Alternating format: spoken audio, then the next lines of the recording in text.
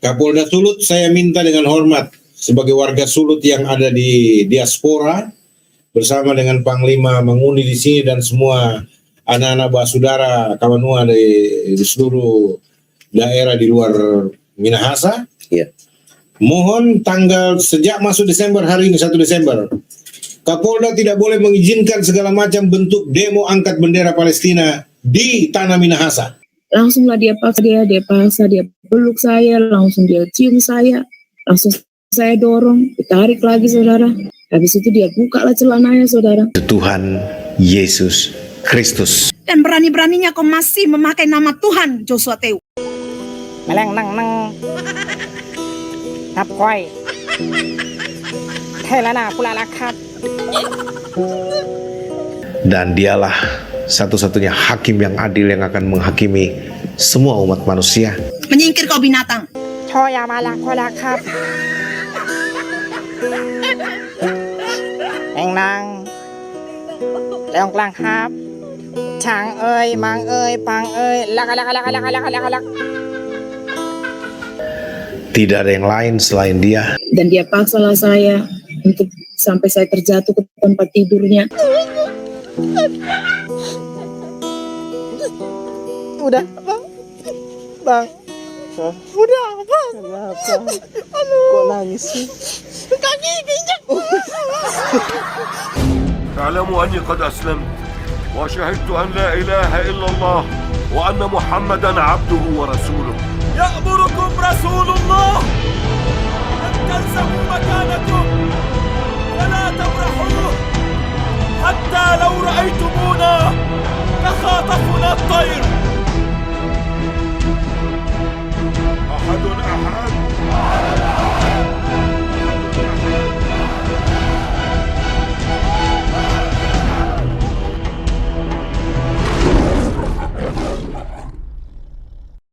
Assalamualaikum warahmatullahi wabarakatuh teman-teman semuanya. Jumpa lagi dengan Bam Tri Channel. Dan kali ini kita akan kembali membahas Joshua Teu, si pahlawan rudal tai lalat. Ya, karena si Ongo ini belum juga ditangkap karena sudah melakukan provokator kemarin. Meskipun sudah klarifikasi, tapi dalam klarifikasinya dia membenarkan apa yang sudah dia lakukan itu. Dan bahkan menyalahkan orang-orang yang mengomentari videonya yang provokatif itu, sahabat.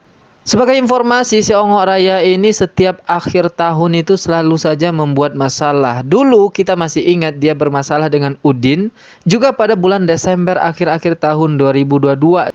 Dan di tahun itu juga, di bulan Desember itu juga dia bermasalah dengan Pastor Sarah. Dan pada tahun ini di bulan yang sama yaitu Desember, si Ongo Raya ini lagi-lagi berulah, sahabat. Jadi memang di akhir tahun ini bukan umat Islam yang berulah, tapi Ongo-Ongo Raya lah yang selalu berulah, termasuk si pahlawan rudal tai lalat ini. Karena kemarin pas tanggal 1 Desember dia membuat masalah dengan mengeluarkan pernyataan-pernyataan yang menyinggung umat Islam, terutama kepada para pembela Palestina yang menjalankan konstitusi negara ini, mengatasnamakan Indonesia. Nah, si Ongo Raya nggak setuju bahwa ada tanah-tanah wilayah-wilayah di Indonesia ini itu tidak berhak diatur oleh negara Indonesia. Dan bahkan terkesan si Ongo Raya ini yang mengatur-ngatur di negara ini, sahabat. Tidak percaya? Coba lihat videonya yang ini. Kapolda Sulut, saya minta dengan hormat sebagai warga Sulut yang ada di diaspora bersama dengan Panglima Manguni di sini dan semua anak-anak basudara Kawanua di seluruh daerah di luar Minahasa. Mohon sejak masuk Desember hari ini 1 Desember, Kapolda tidak boleh mengizinkan segala macam bentuk demo angkat bendera Palestina di tanah Minahasa, di Sulawesi Utara. Tolong jangan diizinkan. Atas nama presiden ke dia, atas nama Menlu ke, kemen apapun, atas nama malaikat siapapun, apalagi set lambalau dari mana, tidak boleh diizinkan untuk mengangkat bendera Palestina, demo di tanah Minahasa, di tanah Papua, di tanah Maluku, di tanah NTT, di tanah Kristen yang sedang masuk dalam bulan suci Natal. Natal, Desember adalah bulan suci orang Kristen. Dan sontak saja pernyataan si Ongo Raya ini membuat umat beragama di Indonesia ini langsung membahasnya. Karena berbicara Palestina di Indonesia ini tidak berbicara agama Islam saja. Pembelaan Palestina di negara Indonesia ini itu didasari oleh konstitusi. Dan kita tahu semua bahwa konstitusi itu, Undang-Undang Dasar 45 itu adalah dasar hukum negara Indonesia yang mesti ditaati dan dipatuhi oleh seluruh rakyatnya.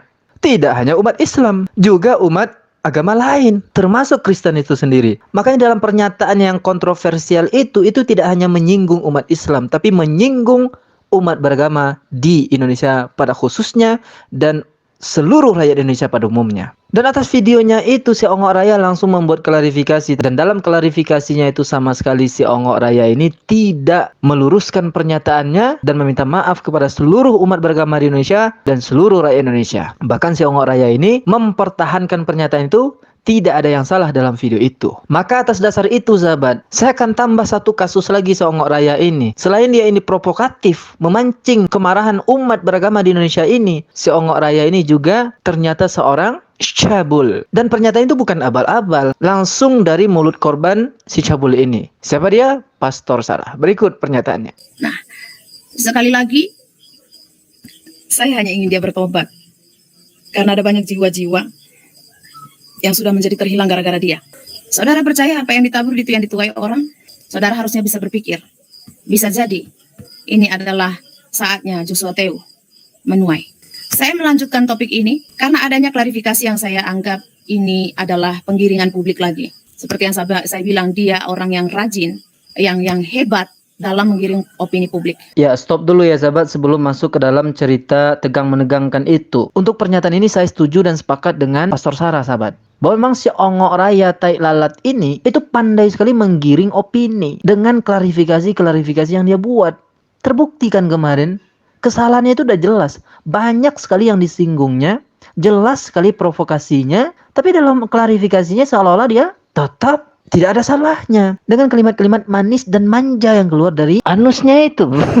Anus pula. Karena lubang bawah sama yang di atas hampir sama.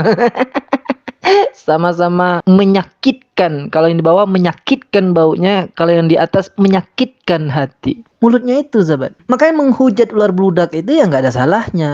Itu juga kata Pastor Sarah. Ketika kita mengatakan ular beludak kepada ular beludak, ya memang nggak memaki itu.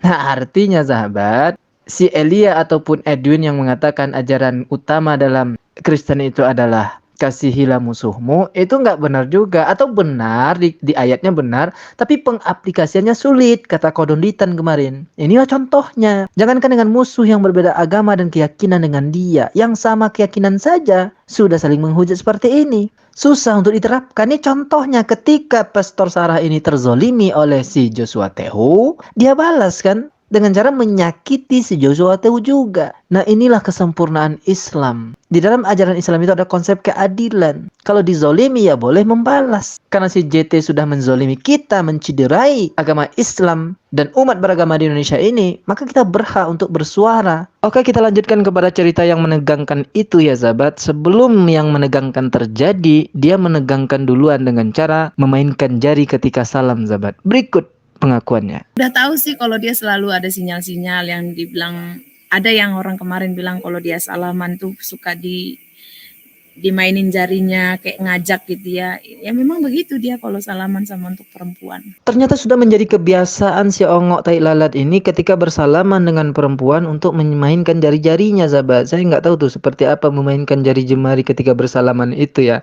Mungkin kode kali ya. Dan setelah kode itu diberikan, apa yang terjadi? Terjadilah peristiwa yang sangat menegangkan sahabat.